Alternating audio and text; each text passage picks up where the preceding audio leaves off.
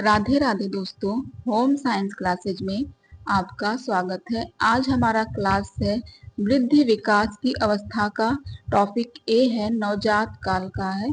तो इससे संबंधित जो भी क्वेश्चन आया है उसे हम लोग देखेंगे तथा व्याख्या सहित हल भी करेंगे। तो फर्स्ट क्वेश्चन पूछा है कि जन्म से 30 मिनट तक की अवस्था कहलाती है।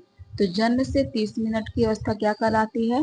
तो यह जो है कि पार्टूनेट अवस्था कहलाती है। कौन सी अवस्था? पार्टूनेट अवस्था कहलाती है। और जन्म से 30 दिन की अवस्था अगर पूछ देगा तो यह जो कि नियोनेट अवस्था कहलाती है। पार्टूनेट के बीतने के बाद जो स्टार्ट होगा नियोनेट की अवस्था कहलाएगी। तो इसके बारे में जानते हैं। तो जन्म अवस्था दो भागों में बांटा गया। जन्म की अवस्था, नवजात की अवस्था कितने भागों में बांटा गया है?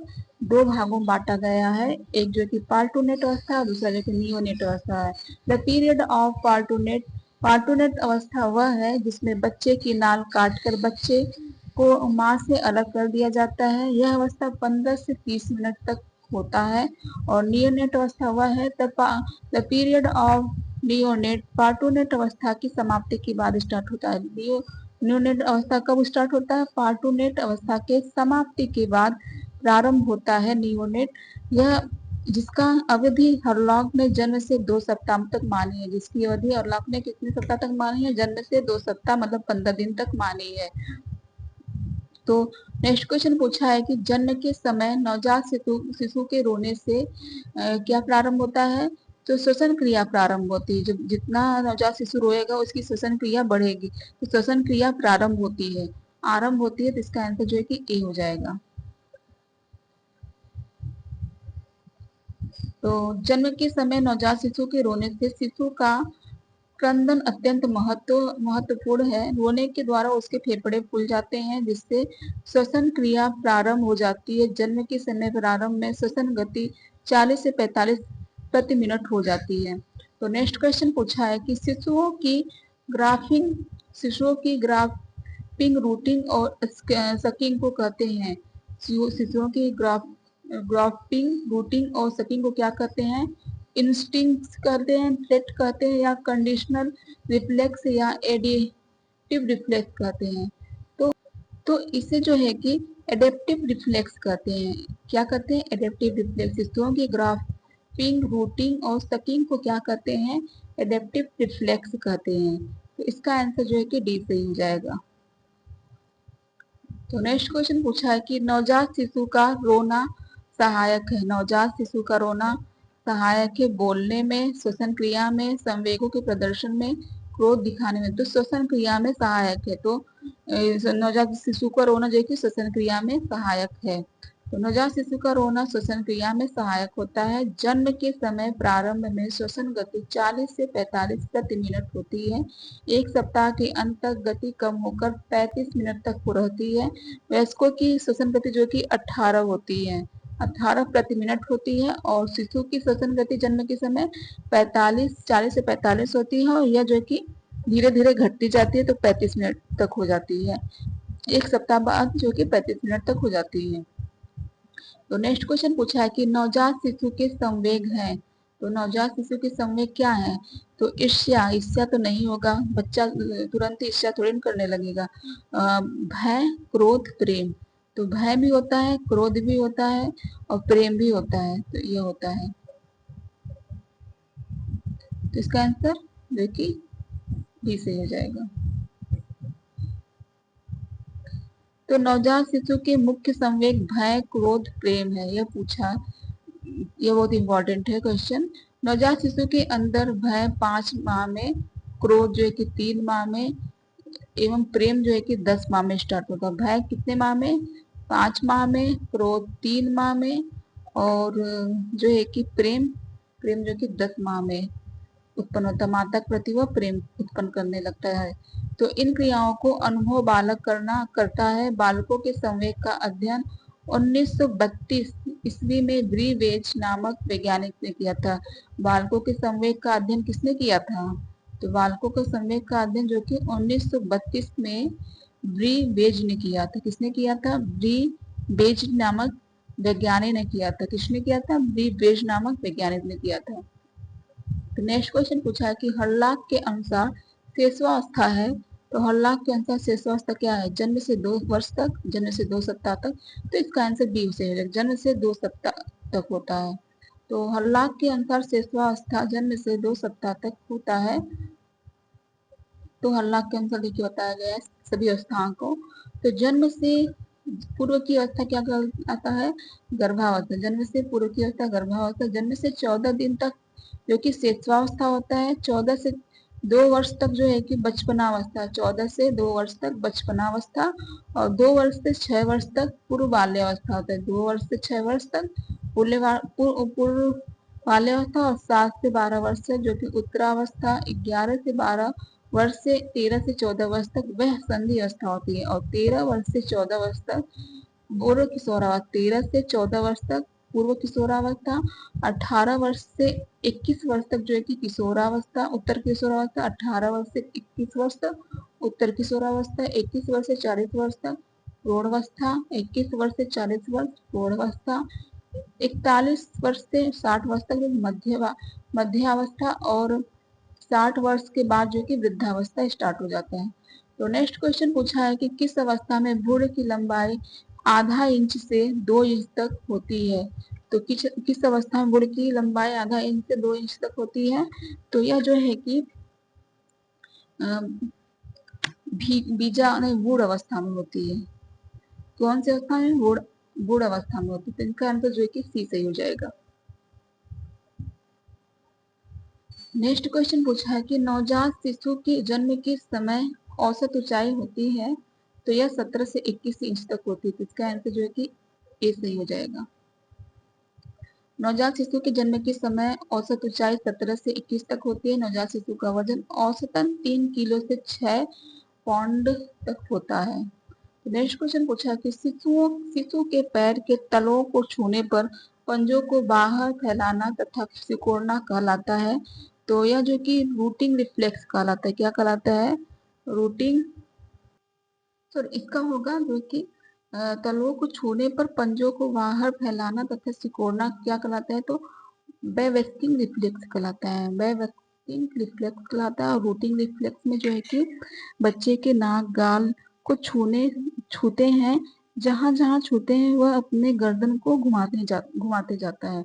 और मोरो रिफ्लेक्स में बच्चा जो कि अकड़ जाता है। बच्चा जो कि छूने पर अकड़ जाता है, तो मोरो रिफ्लेक्स है। तो शिशु के पैर के तलों को छूने पर पंजों को बाहर फैलाना सिकोड़ना जो कि बेवेस्टिंग रिफ्लेक्स कहलाता है। और प्लांटर रिफ्लेक्स एक रिफ्लेक्स है जो तब होता है जब पैर के तलवे को कुंज यंत्र से उत्तेजित किया जाता है। प्रतिवर्ष 2 रूपों में से एक ले सकता है। स्वस्थ वयस्कों में पॉइंटर रिफ्लेक्स के नीचे की ओर प्रतिक्रिया का कारण बनता है। नेक्स्ट क्वेश्चन पूछा है कि श्वासावस्था का सबसे महत्वपूर्ण समायोजन है। श्वासावस्था का सबसे महत्वपूर्ण समायोजन कौन सा है? तापमान परिवर्तन, श्वास लेना और जो है कि चूसना या निगलना और उपयोग सभी। तो इसमें देखिए सबसे महत्वपूर्ण समायोजन क्या है? तो यह सब तीनों है। तापमान, जब बच्चा अपने गर्भ माता के गर्भ से बाहर आता है तो उसका ताप में परिवर्तन हो जाता है। वह अपने खुद से श्वसन लेने लगता है और वह दूध को पीने मतलब चूसना निगलना शुरू कर देता है। यह सभी महत्वपूर्ण समायोजन है। तो इसका आंसर जो कि उपयोग सभी डी से ही हो जाएगा। तो नेक्स्ट तो देख लेते हैं। 2 सप्ताह तक को मानी जाती है। नवजात अवस्था जन्म से लेकर कितने सप्ताह तक मानी जाती है? 2 सप्ताह तक मानी जाती है। इस अवस्था में समायोजन की अवस्था भी करते हैं। नवजात अवस्था को जो है कि 2 सप्ताह तक मानी जाती है। नवजात अवस्था को जो कि समायोजन की अवस्था भी कहा जाता है, क्योंकि इस समय शिशु गर्भाशय से आंतरिक वातावरण से बाहर निकलकर बाह्य वातावरण से समायोजन स्थापित करने की कोशिश करता है। तो नेक्स्ट क्वेश्चन पूछा है कि जन्म के पश्चात नवजात शिशु का प्रथम सप्ताह में वजन कम हो जाता है, क्योंकि जन्म के पश्चात नवजात शिशु का प्रथम सप्ताह में वजन कम हो जाता है क्योंकि उसमें पर्याप्त भोजन नहीं मिलता। वह बाह्य वातावरण में सामंजस्य बैठाता है। तो इसका आंसर जो है कि बी से हो जाएगा। वह बाह्य वातावरण में सामंजस्य बैठाता है। तो जन्म के पश्चात नवजात शिशु का प्रथम सप्ताह में वजन कम हो जाता है क्योंकि वह बाह्य वातावरण में सामंजस्य बैठाता है। जन्म के बाद प्रथम सप्ताह में शरीर के वजन का लगभग 4 से 10% वजन कम हो जाता है। जन्म के दिन से वजन बढ़ना प्रारंभ हो जाता है। यदि प्रारंभिक दिनों में जल की अधिक मात्रा की हानि है तो शिशु में निर्जलीकरण ज्वर हो सकता है। इस स्थिति में सावधानी पूर्वक जांच करने की आवश्यकता रहती है। इस स्थिति में जो है कि सावधानी पूर्वक जांच करने की आवश्यकता रहती है। नेक्स्ट क्वेश्चन पूछा है कि नवजात के भोजन में जोड़ा गया ठोस भोजन कहलाता है। तो नवजात के भोजन में जोड़ा गया जो कि ठोस भोजन क्या कहलाते हैं, तो इसे जो कि विकोष्ठ कहा जाता है। क्या कहा जाता है? विकोष्ठ कहा जाता है। इसका आंसर जो कि ए हो जाएगा, विकोष्ठ। नेक्स्ट क्वेश्चन को देखते हैं। पूछा है कि शिशु अवस्था में अधिकांश भार में वृद्धि बढ़ता है। तो शिशु अवस्था में भार में किसके कारण जो कि वृद्धि बढ़ता है, तो यह वसा के कारण वृद्धि बढ़ता है। तो इसका आंसर सी सही हो जाएगा। तो नेक्स्ट क्वेश्चन पूछा है कि नवजात को हीमोलाइटिक रोग, खाली स्थान दिया गया है, के कारण होता है। नवजात को हीमोलाइटिक रोग किसके कारण होता है, तो यह जो कि RH असंगतता के कारण होता है। तो इसका आंसर ए हो जाएगा, RH असंगतता के कारण होता है। नेक्स्ट क्वेश्चन पूछा है कि जन्म से 8 से 12 माह के बच्चे की विकास अवधि को कहते हैं। जन्म से 8 से 12 माह के बच्चे की विकास अवधि को क्या कहते हैं, तो शिशु कहते हैं। तो इसका आंसर जो कि बी सही हो जाएगा, शिशु कहते हैं। 8 से 12 माह के बच्चे की विकास की अवधि क्या कहलाती है, शिशुअवस्था कहलाती है। नवजात काल से आरंभ होकर बालक की पूर्ण निर्भरता से आत्मनिर्भर की ओर ले जाने वाली यह अवस्था बालक के जीवन चक्र में महत्वपूर्ण स्थान रखती है। यह अवस्था भावी विकास की बुनियादी रखने वाली अवस्था है। परिवर्तनों के दृष्टिकोण से यह अत्यंत तीव्र अवस्था है। इसी अवस्था में बालक चलना, ठोस आहार खाना, बोलना आदि सीखता है। मल मूत्र विसर्जन पर नियंत्रण, संवेगों में परिवर्तन, प्रत्ययों का निर्धारण तथा सामाजिक क्षेत्रों में परावर्तन इस अवस्था में प्रमुख विशेषता है। नेक्स्ट क्वेश्चन पूछा है कि नवजात शिशु के आकलन हेतु एवगार मापनी में 2 कर प्राप्तांक किसके लिए दिया जाता है। नवजात शिशु के आकलन हेतु अवगार मापनी में 2 कर प्राप्तांक किसके लिए दिया जाता है, तो हृदय की गति प्रति मिनट 100 से 40 धड़के, तो यह सही है। निम्न परावर्तन प्रक्रिया के द्वारा यह नहीं है।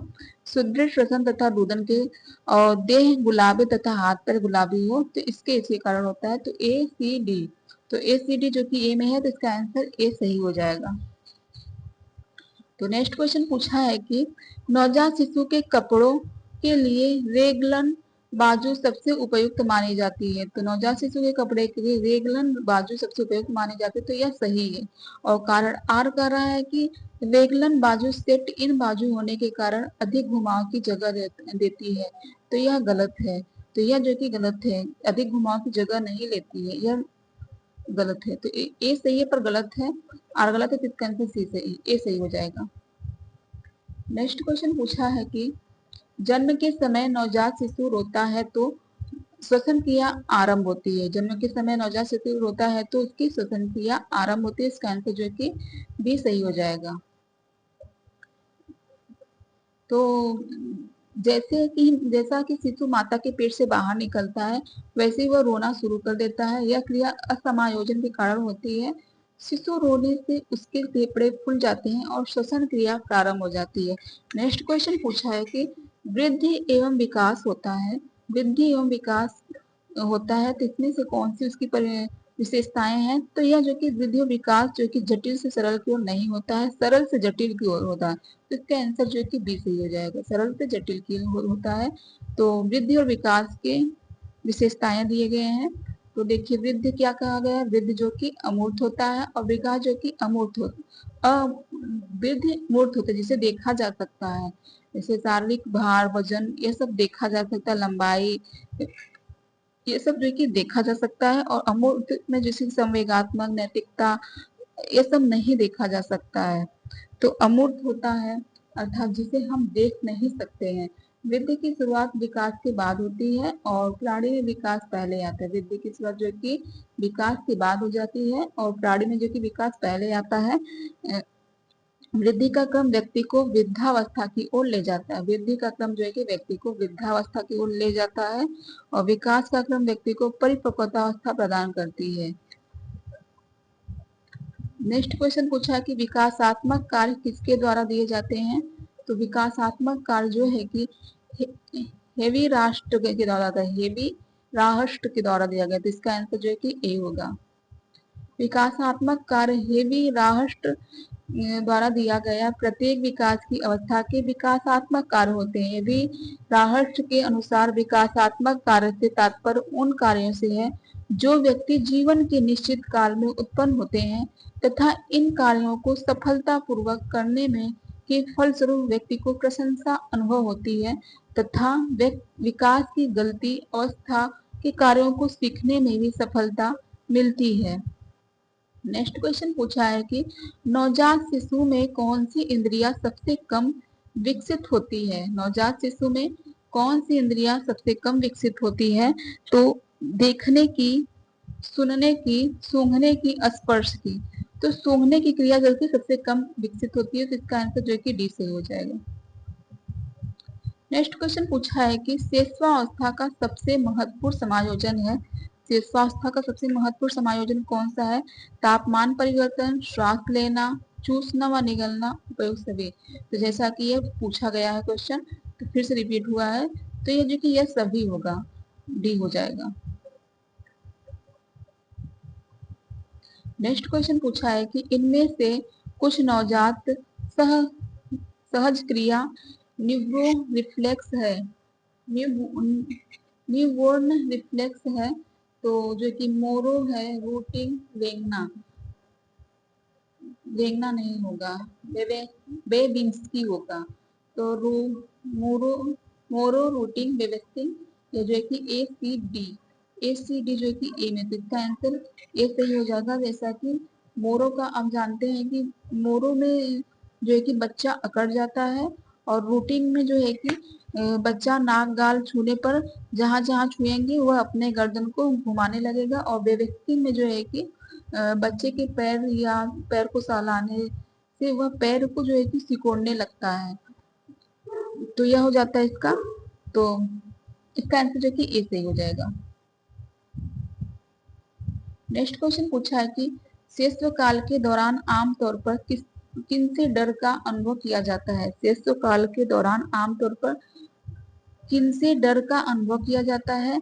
तो अजनबियों से डर का, अंधकार के डर का, पशुओं के डर का, भूतों का डर का। तो शिशु काल के दौरान आमतौर पर किन से डर का अनुभव किया जाता है। तो पशुओं का डर का, तो इसका आंसर सी सही हो जाएगा।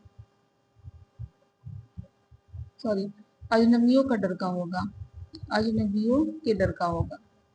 इसका आंसर है कि ए से हो जाएगा। शिशु काल के दौरान आमतौर पर बच्चे अजनबी से डरते हैं क्योंकि वे अजनबियों को पहली बार देखते हैं और चिल्लाने लगते हैं और उनकी गोद में नहीं जाते हैं। बच्चों के मन में अजनबियों को देखकर असुरक्षा की भावना पैदा होती है। नेक्स्ट क्वेश्चन पूछा है कि यौनावस्था को विभाजित किया जा सकता है। तो यौनावस्था को विभाजित किया जा सकता है दो अवस्थाओं में, तो इसका आंसर डी सही होगा। दो अवस्थाओं में होता है, कौन कौन सा है। तो यह जो है कि यौनावस्था को दो भागों में विभाजित करें। तो लैटिन भाषा की प्यूबर्टी से निकले सब प्यूबर्टी अर्थात यौनोत्सुक अवस्था से तात्पर्य है संपूर्णता की ओर ले जाने वाली अवस्था। इस अवस्था में व्यक्ति प्रजनन की दृष्टि से परिपक्वता प्राप्त कर लेता है। यौनावस्था को दो भागों में बांटा गया है, एक जो कि आरंभिक किशोरावस्था जो कि 13 से 16 वर्ष तक होती है और उत्तर किशोरावस्था जो कि 17 से 18 वर्ष तक होती है। तो यौनावस्था को दो भागों में बांटा गया, आरंभिक किशोरावस्था, उत्तर किशोरावस्था। नेक्स्ट क्वेश्चन पूछा है कि जिन स्कूलों में सामान्य बच्चों के साथ विकासात्मक चुनौती वाले बच्चों को दाखिला दिया जाता है उन्हें कहा जाता है। तो उन्हें क्या कहा जाता है। विशेष स्कूल, संपूर्ण स्कूल, संसाधन स्कूल या पूर्व प्राथमिक स्कूल। तो जिन स्कूलों में समाज जैसे बच्चों के साथ विकासात्मक चुनौती वाले बच्चों का दाखिला दिया जाता है उन्हें क्या कहा जाता है। तो उन्हें जो है कि संपूर्ण स्कूल कहा जाता है। क्या कहते हैं? संपूर्ण स्कूल का, जिन बच्चों में समान बच्चों के साथ विकासात्मक चुनौती वाले बच्चों के साथ दाखिला दिया जाता है तो उन्हें संपूर्ण किया जाता है। विकासात्मक और जो है कि समान बच्चे हैं तो यह जो कि संपूर्ण स्कूल कहा जाता है। बी सही हो जाएगा इसका आंसर। तो नेक्स्ट क्वेश्चन पूछा है कि बालक के विकास के लिए सहायक है। बालक के विकास के लिए इसमें से क्या सहायक है? माता पिता, विद्यालय, समाज, उपयुक्त सभी। तो इसमें से जो है कि बालक के विकास के लिए जो कि सहायक है, यह सभी हो जाएगा, यह सभी है। तो इसका आंसर जो कि डी हो जाएगा। तो बालक के विकास को अनेक कारक प्रभावित करते हैं। इनमें से कुछ कारक स्वतंत्र रूप से बालक के शारीरिक विकास को प्रभावित करते हैं तथा कुछ कारकों की पारस्परिक अंतःक्रियाएं बालकों के शारीरिक विकास को प्रभावित करती हैं, जैसे वंशानुक्रम, वातावरण, रोग एवं घर का माहौल आदि। बालक के विकास के लिए माता पिता, विद्यालय तथा समाज सभी सहायक होते हैं। नेक्स्ट क्वेश्चन पूछा है कि बच्चों के दांत निकलना आरंभ होते हैं। बच्चों के दांत निकलना आरंभ होते हैं 1 महीने में, 3 महीने में, 6 महीने में, 10 महीने में। तो जो है कि बच्चों के दांत निकलना कब प्रारंभ होते हैं? 6 महीने से प्रारंभ होते हैं। तो इसका आंसर जो कि सी हो जाएगा। नेक्स्ट क्वेश्चन पूछा है कि विकास का क्रम है। विकास का क्रम क्या है? तो विकास का क्रम जो कि सिर, मुख, गर्दन, धड़, पैर है। इसका आंसर सी सही होगा। सिर, मुख, गर्दन, धड़, पैर है। तो नेक्स्ट क्वेश्चन पूछा है कि नवजात शिशु के लिए उपयोगी वस्त्र है नए, सूती व माल लगे होने चाहिए। तो यह गलत है। पुराने, सूती व कोमल होने चाहिए, कृत्रिम वस्त्र होने चाहिए। तो इसका जो है कि बी सही हो जाएगा। पुराने, सूती व कोमल होने चाहिए। मुख दशक की अवस्था होती है। मुख दशक की अवस्था कौन सी? तो यह जो है कि 8 से 18 महीने माह का होता है। मुख दशक की अवस्था 8 से 18 माह का होता है। इसका आंसर ये सही हो जाएगा। तो मुख दशक की अवस्था 8 से 18 माह होती है। मुखीय दशक अवस्था में बालक खाने की चीज को लेकर देखकर उसे मुख में डालकर काटने तथा चूसने की प्रक्रिया द्वारा अपने अंदर की भावना को इच्छा से पूरा करता है। अपने अंदर की भावना की इच्छा को पूरा करता है। नेक्स्ट क्वेश्चन पूछा है कि शिशु की कृपर आयु कब से कब तक मानी जाती है? शिशु की कृपर आयु कब से कब तक मानी जाती है? तो इनकी आयु जो कि 2 से 4 सप्ताह तक मानी जाती है। इसका आंसर बी हो जाएगा। 2 से 4 सप्ताह का शिशु की कृपर आयु कब से कब तक मानी जाती है? तो 2 से 4 महीना मानी जाती है। इसका आंसर बी सही हो जाएगा। नेक्स्ट क्वेश्चन पूछा है कि धीमा विकास करने वाले बच्चों की पहचान है। धीमा विकास करने वाले बच्चों की पहचान क्या है? भावनात्मक व्यवहार में देरी, सामाजिक व्यवहार में देरी, गति एवं कुशलता में देरी या बोलने में देरी।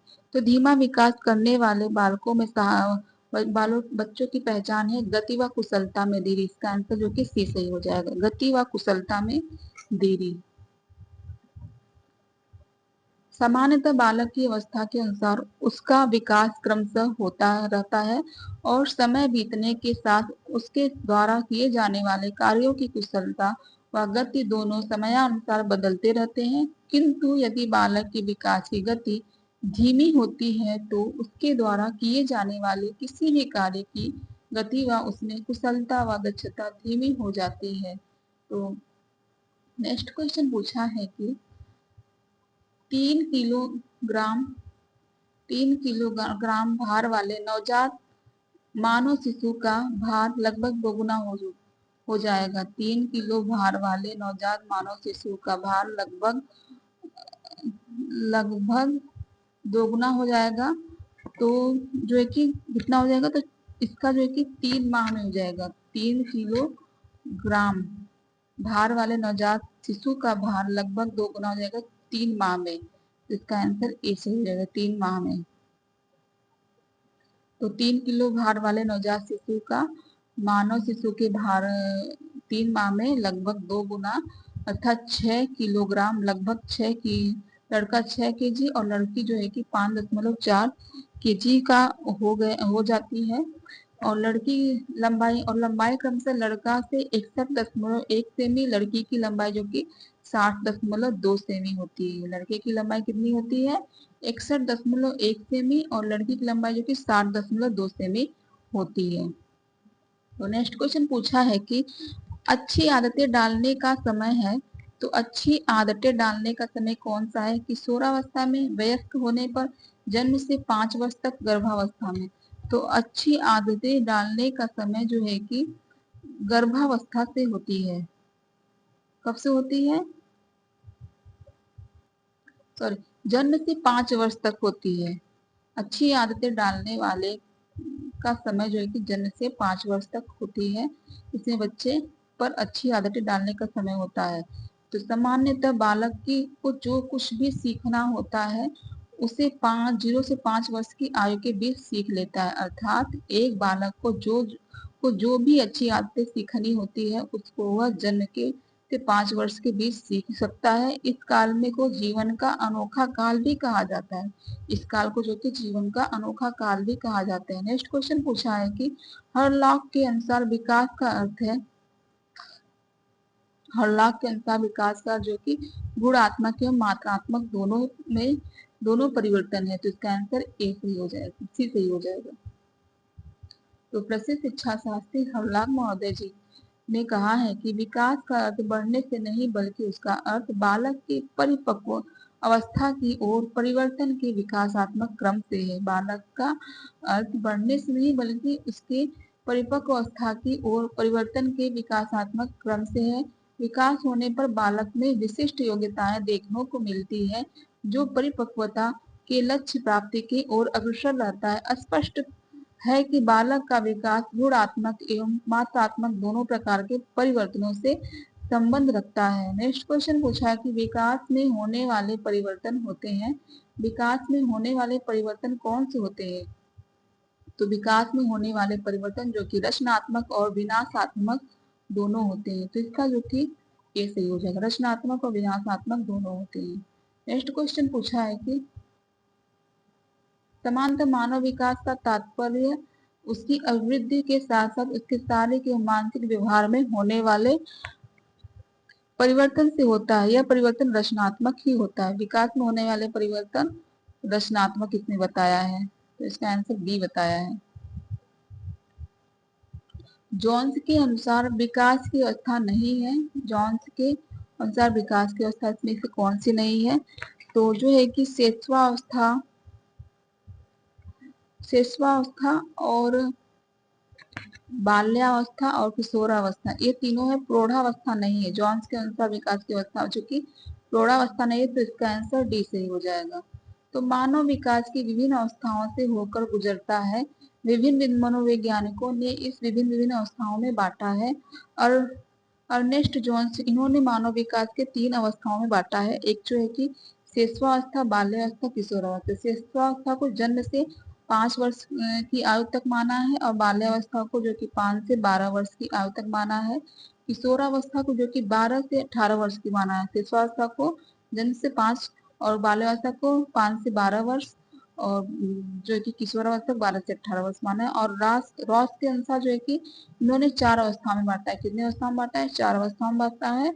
तो शिशुआवस्था को जो है कि 1 से 3 वर्ष माना है और पूर्व बाल्यावस्था को जो है कि 3 से 6 वर्ष तक माना है। शिशुआवस्था को 1 से 3 वर्ष तक माना है। पूर्व बाल्यावस्था को जो कि 3 से 6 वर्ष तक माना है। उत्तर बाल्यावस्था को 6 से 12 वर्ष माना है और किशोरावस्था जो कि 12 से 18 वर्ष माना है। किशोरावस्था को 12 से 18 वर्ष माना है।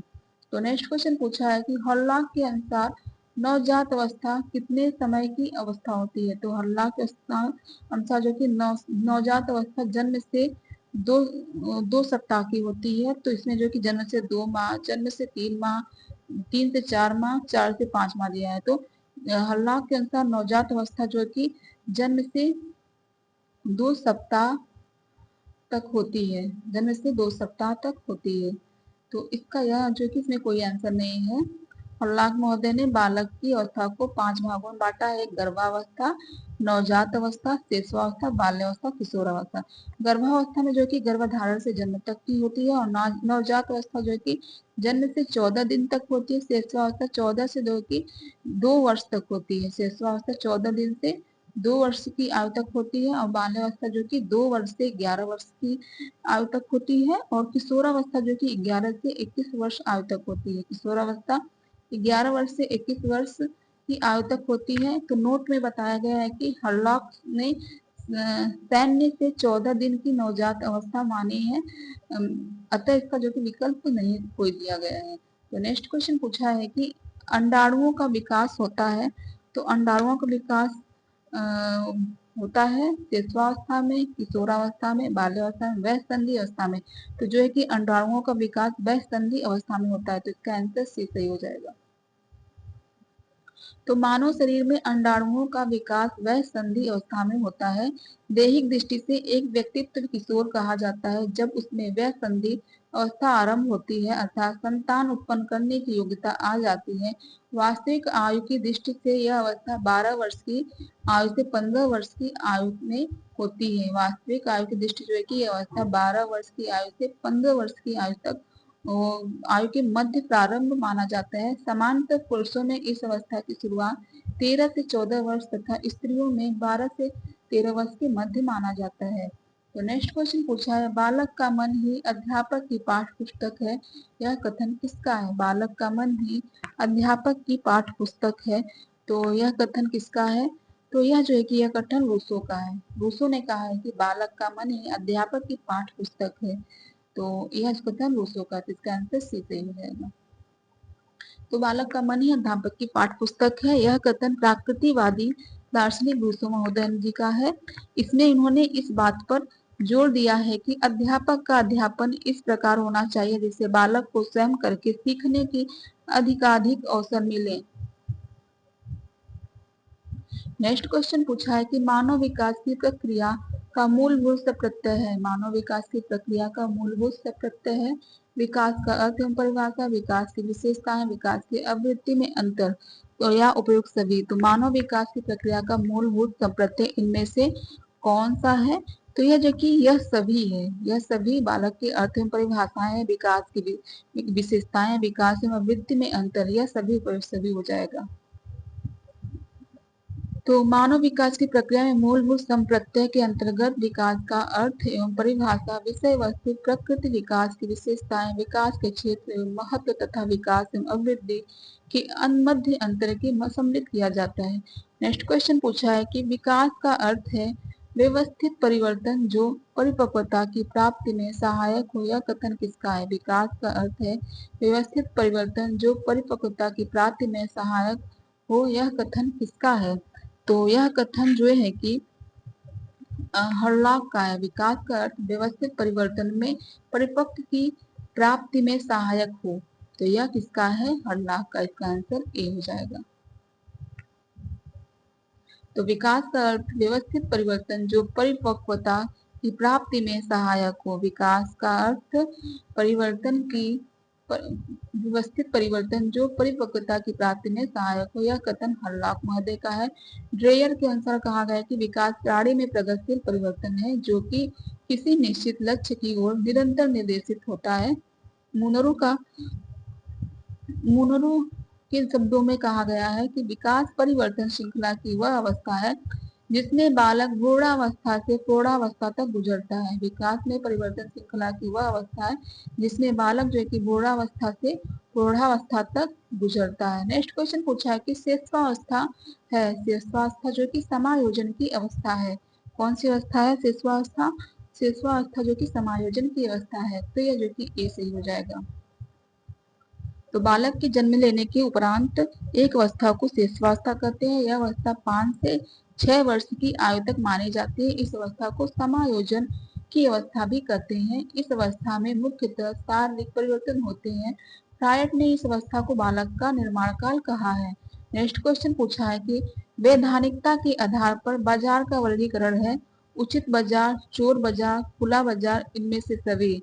यह जो कि बाल विकास का नहीं है, होम मैनेजमेंट का पूछा गया है। तो वैधानिकता के आधार पर बाजार का वर्गीकरण दिया गया है।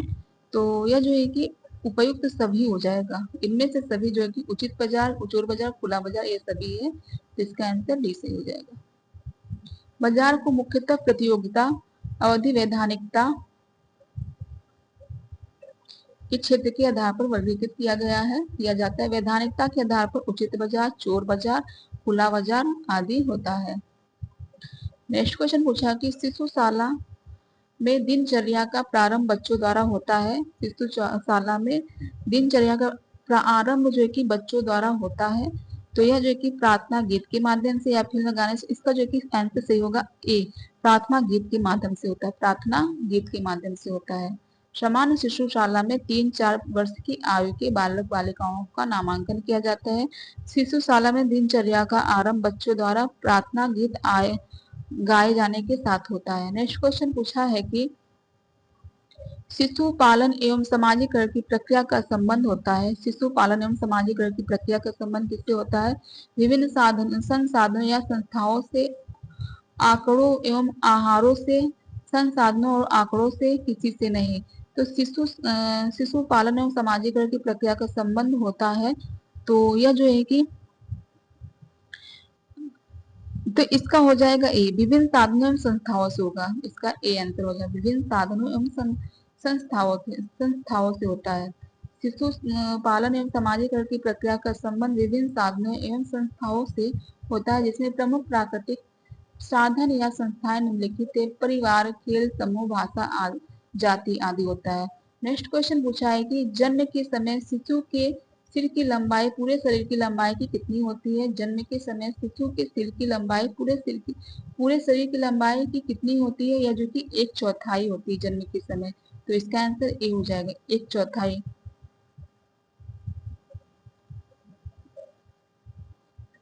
नेक्स्ट क्वेश्चन पूछा है कि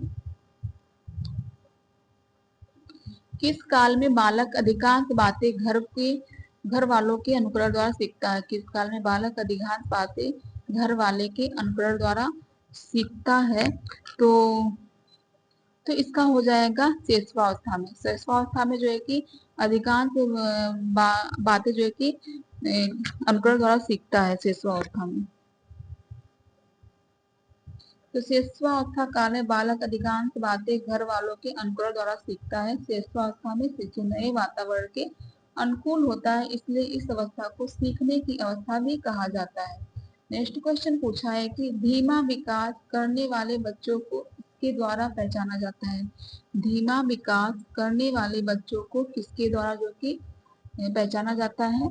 तो यह जो है कि गति कुशलता व समन्वय में देरी से पहचाना जाता है। इसका आंसर ए हो जाएगा, गति कुशलता व समन्वय की देरी से पहचाना जाता है। धीमा विकास करने वाले बच्चों की गति कुशलता समन्वय में देरी के द्वारा पहचाना जाता है। यह विकास सामाजिक वातावरण के साथ पोषण आहार पर निर्भर करता है। प्रायः देखा जाता है कि उचित पोषण दिए जाने पर बच्चों का विकास ठीक से होता है, जबकि कुपोषित बच्चों में विकास की समस्या देखी जाती है। नेक्स्ट क्वेश्चन पूछा है कि जन्म के समय एक भारतीय बच्चे की औसत ऊंचाई होती है।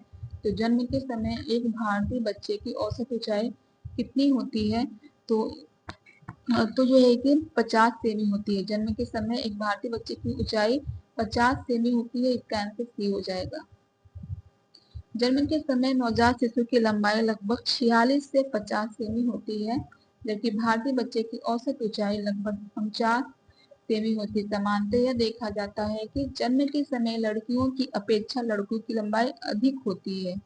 जन्म के समय जो कि लड़कियों की अपेक्षा लड़कों की लंबाई अधिक होती है। नेक्स्ट क्वेश्चन पूछा है कि किस उम्र के बच्चे का आरंभिक वजन दोगुना हो जाता है?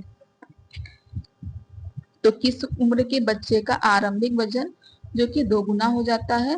तो जो कि 6 माह के बच्चे का आरंभिक वजन दोगुना हो जाता है, और 12 माह के बच्चे का आरंभिक वजन जो कि 3 गुना हो जाता है। तो नेक्स्ट क्वेश्चन पूछा है, तो समानतः नवजात शिशु का जन्म 36 से 38 सप्ताह में होता है। नवजात शिशु का जन्म जो कि 36 से 38 सप्ताह में होता है। शिशु का भार 6 माह में दोगुना हो जाता है, और इसके बाद उसके वजन में सामान्य वृद्धि होती है। तो नेक्स्ट क्वेश्चन पूछा है कि नवजात शिशु का प्रथम आहार होता है, नवजात शिशु का प्रथम आहार क्या होता है? तो माँ का दूध होता है। तो इसका आंसर सी हो जाएगा, माँ का दूध।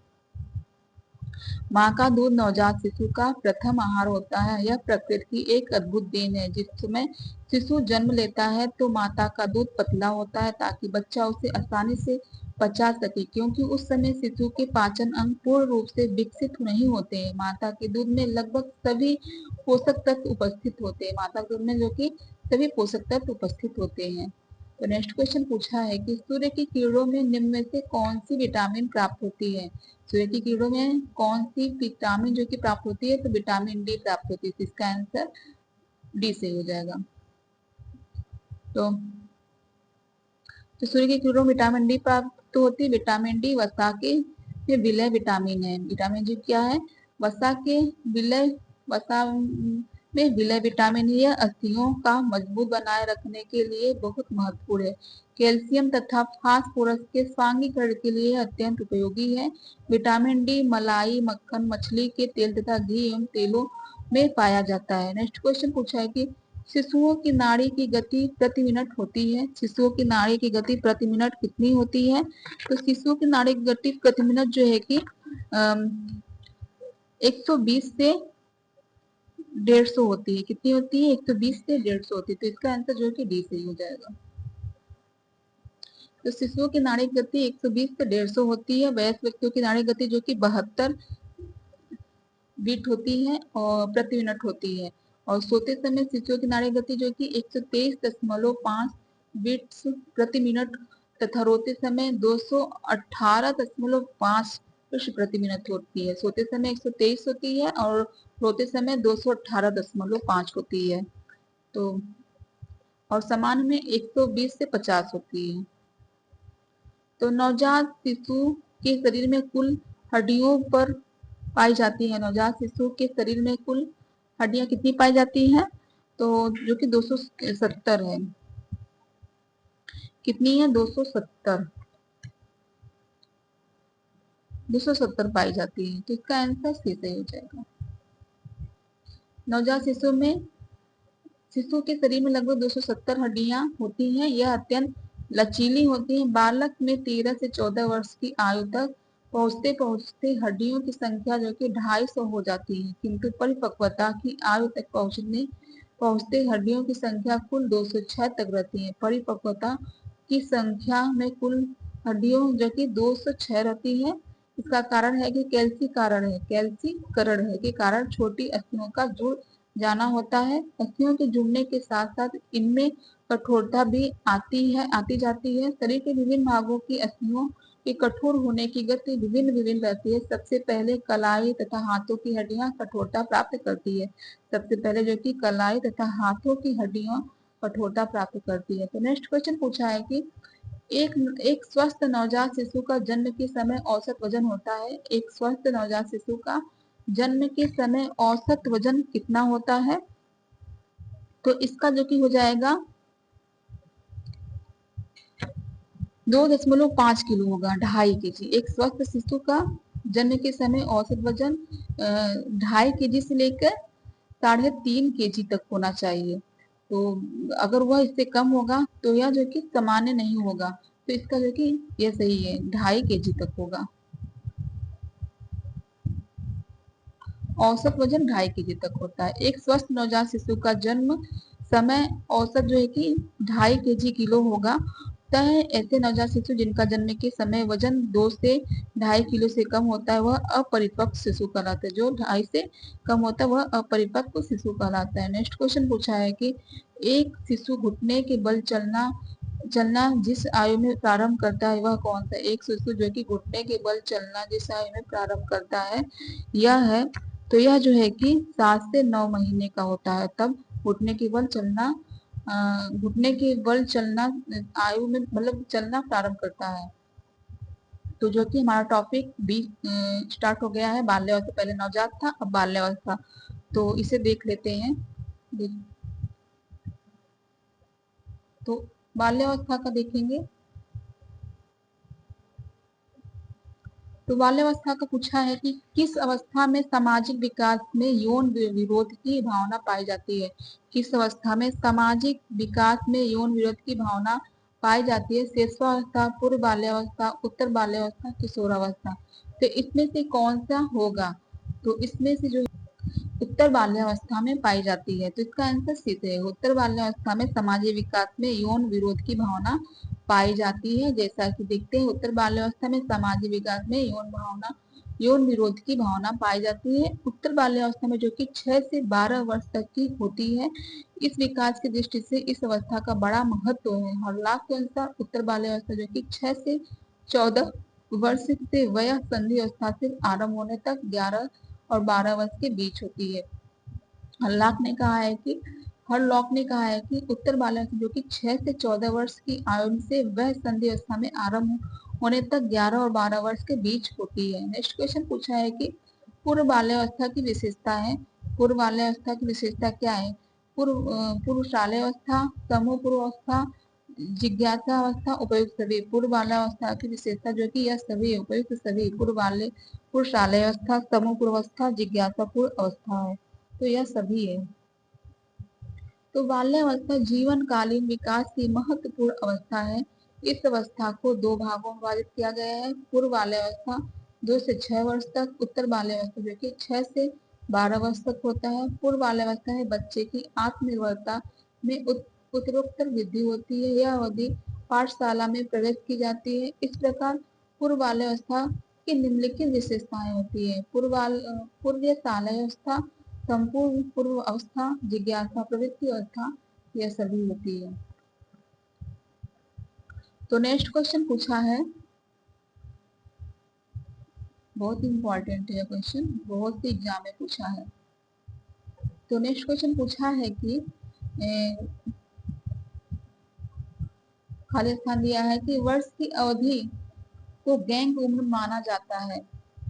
तो इसमें कौन सी वर्ष की अवधि जो कि गैंग उम्र माना जाता है? तो 6 से 11 वर्ष की अवधि जो कि गैंग उम्र माना जाता है। तो इसका आंसर बी सही हो जाएगा। देखिए, हरियाणा पीजीटी में पूछा है, टीजीटी उत्तराखंड, ट्रिपल एसपी जो है कि टीजीटी में पूछा है, जीआईसी प्रवक्ता में।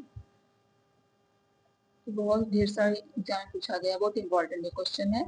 तो 6 से 11 वर्ष की अवधि को गैंग उम्र में जाना जाता है। यह वह अवस्था होती है जहां बालक स्कूल जाना प्रारंभ कर देते हैं। इस अवस्था को माता पिता, शिशुओं तथा अन्य वैज्ञानिकों द्वारा उत्पादित अवस्था, प्रारंभिक स्कूल अवस्था और गिरोह अवस्था, गैंग एज कहा जाता है। इस अवस्था को क्या कहा जाता है? माता पिता, शिक्षकों तथा अन्य वैज्ञानिकों द्वारा जो है कि उत्पादित अवस्था, उत्पाती अवस्था, प्रारंभिक स्कूल अवस्था, गिरोह अवस्था, जिसे गैंग अवस्था भी कहा जाता है। इस अवस्था में भी बालक में महत्वपूर्ण शारीरिक विकास, भावों का विकास, संवेगात्मक विकास, सामाजिक विकास, मानसिक विकास तथा संज्ञानात्मक विकास होता है। कौन कौन सा विकास? शारीरिक विकास, भाषा विकास, संवेगात्मक विकास, सामाजिक विकास, मानसिक विकास तथा संज्ञानात्मक विकास होता है। नेक्स्ट क्वेश्चन पूछा है कि कोहल वर्ग के अनुसार निम्नलिखित कथन जिस क्रम में बाल्यावस्था के दौरान देखे जाते हैं। तो कोहल वर्ग के अनुसार इनमें से कौन सा कथन है जो कि बाल्यावस्था के दौरान देखे जाते हैं? तो जो है कि निष्ठक एवं इंस्ट्रूमेंटल ओरिएंटेशन होगा। और फिर जो कि ओबीडिएंट एंड दंडित करने की ओरिएंटेशन होगा। और social order maintaining orientation, good boy good girl orientation, यह सभी होगा। तो इसे जो है कि क्रम में करना है, पहले जो है कि इसे क्रम में करना है।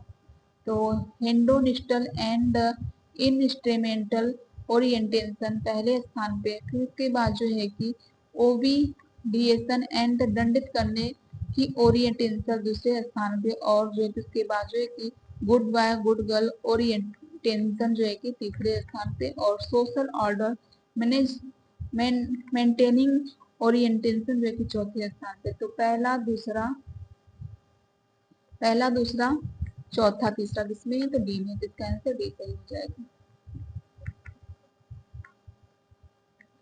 तो कोहल वर्ग के अनुसार निम्नलिखित कथन जिसे क्रम में बना बाल्यावस्था के दौरान देखने वाले क्रम होते हैं, तो जो है कि हेंडोनिस्टल एन एवं इंस्ट्रूमेंट ओरिएंटेशन, फिर ओबीडीएंस एंड दंडित करने की orientation, good boy good girl orientation, social order में मेंटेनिंग ओरिएंटेशन होता है। नेक्स्ट क्वेश्चन पूछा है कि किस अवस्था में बालक की विज्ञालयी और अंतः क्रियाएं परिवार की अपेक्षा अधिक हो जाती है? किस अवस्था में बालक की विज्ञालयी अंतः क्रियाएं परिवार की अपेक्षा अधिक हो जाती है? तो यह जो है कि 11 से 12 वर्ष तक होती है। तो 11 से 12 वर्ष तक में बालक की विद्यालय की अंतःक्रियाएं परिवार की अपेक्षा अधिक हो जाती है। तो इसका जो है कि बी आंसर सही हो जाएगा। तो शिक्षा का एक ऐसा माध्यम है जिसके द्वारा व्यक्ति का विकास हो जाता है। शिक्षा एक ऐसा माध्यम क्या है जिसके द्वारा व्यक्ति का विकास हो जाता है। नेक्स्ट क्वेश्चन पूछा है कि प्रारंभिक बाल्यावस्था का समय है। प्रारंभिक बाल्यावस्था का समय कौन सा है? तो जन्म से 2 वर्ष या 2 से 6 वर्ष तक होता है। तो इसका आंसर जो कि बी होगा। 2 से 6 वर्ष जो कि प्रारंभिक बाल्यावस्था का समय है और 6 से 12 वर्ष जो कि उत्तर बाल्यावस्था का समय होगा। तो नेक्स्ट क्वेश्चन पूछा है कि स्कूल जाने की उम्र में सामाजिक समूह में बच्चे होते हैं। स्कूल जाने की उम्र में सामाजिक समूह खाली स्थान बच्चे होते हैं। तो समान लिंग और मिलती जुलती उम्र के या विपरीत लिंग मिलती जुलती उम्र के समान लिंग वयस्क या विपरीत वयस्क। तो स्कूल जाने की उम्र में सामाजिक समूह में बच्चे जो कि बच्चे जो कि समान लिंग और मिलती जुलती उम्र के होते हैं। समान लिंग और मिलती जुलती उम्र के होते हैं। तो इसका आंसर जो कि ए हो जाएगा। तो स्कूल जाने की उम्र से तात्पर्य बाल्यावस्था की उम्र से है। 1 से 5 वर्ष की उम्र पूर्व बाल्यावस्था कहलाती है। इस उम्र बच्चे समान लिंग और मिलती जुलती उम्र के बच्चों के साथ सामाजिक समूह बनाते हैं। तो नेक्स्ट क्वेश्चन पूछा है कि कल्पनात्मक चिंतन किस आयु में पर आरंभ होता है? कल्पनात्मक चिंतन किस आयु पर आरंभ होता है? तो कल्पनात्मक चिंतन जो है कि 6 वर्ष की आयु में आरंभ होता है। कल्पनात्मक चिंतन 6 वर्ष की आयु में होता है। तो इसका आंसर जो है कि बी हो जाएगा। नेक्स्ट क्वेश्चन पूछा है कि तो ये जो है कि 6 वर्ष की आयु में बालक जो है कि कल्पनात्मक खेलों के बारे में चिंतन करने लगता है। और नेक्स्ट क्वेश्चन पूछा है कि किस दार्शनिक का कथन है कि बालक मनुष्य का पिता होता है? तो किस दार्शनिक का कथन है कि बालक मनुष्य का पिता होता है? तो यह किसने कहा है? वुड्सवर्थ ने कहा है। वुड्सवर्थ ने कहा है। किसने कहा है? वुड्सवर्थ ने कहा है बालक मनुष्य का पिता होता है। वुड्सवर्थ ने कहा है। तो इसका आंसर सी से हो जाएगा। तो आपने देश का सुयोग्य नागरिक बनने तथा अपने देश का सुयोग्य नागरिक बनने तथा अपने सामाजिक एवं पारिवारिक दायित्वों को सफलतापूर्वक निभाने के आवश्यक गुण एवं क्षमताएं विकसित करने में महत्वपूर्ण भूमिका कौन निभाता है? तो अपने देश का सुयोग्य नागरिक बनने तथा अपने सामाजिक जो है कि सामाजिक सफलतापूर्वक दायित्वों को निभाने में आवश्यक गुण और क्षमता विकसित कौन करता है? तो यह जो है कि स्कूल करता है। तो इसका आंसर हो जाएगा बी, स्कूल। तो स्कूल शिक्षा का महत्वपूर्ण, श्रेष्ठ और सक्रिय साधन है अपने देश का सुयोग्य नागरिक बनने तथा अपने सामाजिक एवं पारिवारिक दायित्वों को सफलतापूर्वक निभाने के आवश्यक गुण एवं क्षमताएं विकसित करने में स्कूल महत्वपूर्ण भूमिका निभाता है। नेक्स्ट क्वेश्चन पूछा है कि बालक का मन एक खाली स्लेट या टेबुला सा है, यह विचार किसका है? बालक का मन एक खाली स्लेट या टेबुला सा है, यह विचार किसका है? तो यह विचार जो है कि किसका होगा? तो यह विचार जो है कि जॉन लॉक का है। बालक का मन खाली स्लेट या टेबुला सा है, तो यह विचार जॉन लॉक का है। तो इसका आंसर ए सही हो जाएगा। तो विकास की दर सर्वाधिक तीव्र होती है। तो विकास की दर किसमें जो है कि सर्वाधिक तीव्र होती है? तो यह जो है कि शेषवावस्था में या उत्तर बाल्यावस्था में, गर्भकालीन अवस्था या यौन अवस्था में। तो जो कि गर्भकालीन अवस्था में सर्वाधिक तीव्र होती है, तो इसका आंसर सी सही हो जाएगा। इसमें तीव्र होती है उत्तर बाल्यावस्था में बताया है, और ज्यादातर की गर्भकालीन अवस्था में होती है। तो नेक्स्ट क्वेश्चन पूछा है कि बाल्यावस्था संघात से निम्नलिखित मनोविकारी समस्याएं उत्पन्न हो जाती हैं। बाल्यावस्था संघात से निम्नलिखित मनोवैज्ञानिक समस्याएं उत्पन्न हो जाती हैं। तो कौन सी समस्या उत्पन्न हो जाती है? तो जो है कि गंभीर असहचर्य, गंभीर असहचर्य होता है, और उसके बाद जो है कि पीटीएसडी होगा, और अवसाद होगा, अवसाद होगा। तो पहला दूसरा चौथा होगा, तो पहला दूसरा चौथा जो कि बी में है, तो इसका आंसर बी सही हो जाएगा। तो बाल्यावस्था संज्ञान में निम्नलिखित मनोविकारी समस्याएं उत्पन्न हो सकती हैं। तो गंभीर असहचर्य का हो सकती है, पीटीएसडी का हो सकती है, और अवसाद का हो सकती है। तो यह तीनों है। तो नेक्स्ट क्वेश्चन पूछा है कि बालकों में किस अवस्था में ईर्ष्या भाव उत्पन्न होता है? तो बालकों में किस अवस्था में जो कि ईर्ष्या भाव उत्पन्न होता है? तो यह जो है कि बालकों में 1.5 से 2 या 3 से 4, तो जो कि 3 से 4 वर्ष तक में होती है। बालकों में ईर्ष्या भाव उत्पन्न किस अवस्था में होती है? तो यह जो है कि 3 से 4 वर्ष में होती है। तो इसका आंसर डी सही हो जाएगा। तो बालकों में 3 से 4 वर्ष की अवस्था में ईर्ष्या भाव उत्पन्न होता है। ईर्ष्या के मूल में अप्रसन्नता होती है, और इसकी उत्पत्ति क्रोध से होती है। इसकी उत्पत्ति जो है कि क्रोध से होती है। लड़कियों की अपेक्षा लड़कियों में ईर्ष्या अधिक होती है। तो लड़कों की अपेक्षा लड़कियों में ईर्ष्या क्या होती है? अधिक होती है। लड़कियां बहुत ज्यादा ईर्ष्या करती हैं।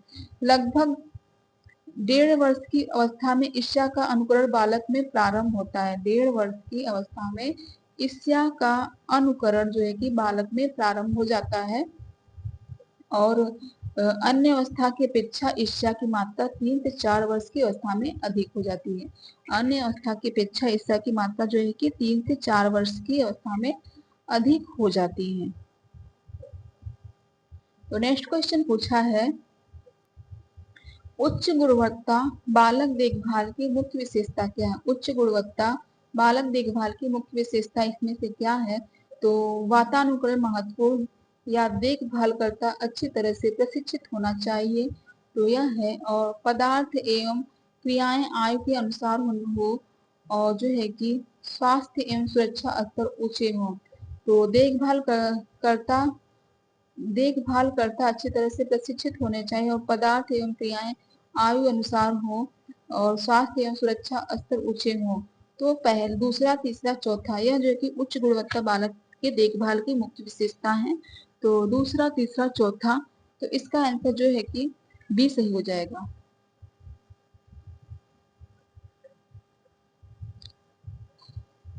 तो उच्च गुणवत्ता बालक देखभाल के मुख्य विशेषता, देखभाल करता अच्छी तरह से प्रशिक्षण होने चाहिए, पदार्थ एवं क्रियाएं आयु के अनुसार, स्वास्थ्य एवं सुरक्षा स्तर ऊंचे हो। तो नेक्स्ट क्वेश्चन पूछा है कि एक बालक सावधान होगा जब वह समझेगा। तो एक बालक सावधान होगा जब वह क्या समझेगा? तो वह जानवरों का खतरा समझेगा, तो वह सावधान होगा। या खेलना दिवसम चित्रकारी, तो जो कि जानवरों का खतरा, एक बालक सावधान होगा जब वह जानवरों का खतरा समझेगा। तो इसका आंसर ए सही हो जाएगा, जानवरों का खतरा। तो ये कि किशोरावस्था का टॉपिक स्टार्ट हो गया है, तो लंबा बहुत क्लास हो जाएगा, तो हम इसका क्लास जो है कि नेक्स्ट क्लास में लेंगे।